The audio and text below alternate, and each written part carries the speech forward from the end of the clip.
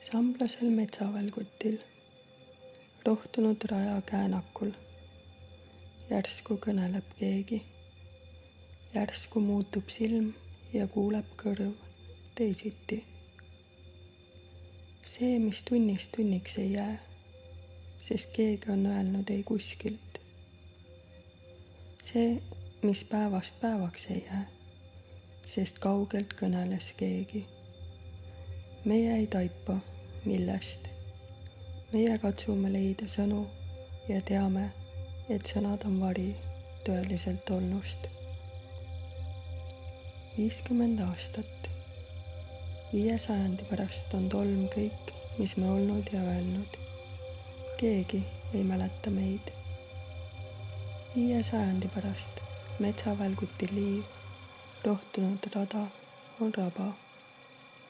Aga need, kes kõnnivad kogemata mõttetult mõeldes, ärkavad järsku nagu meie.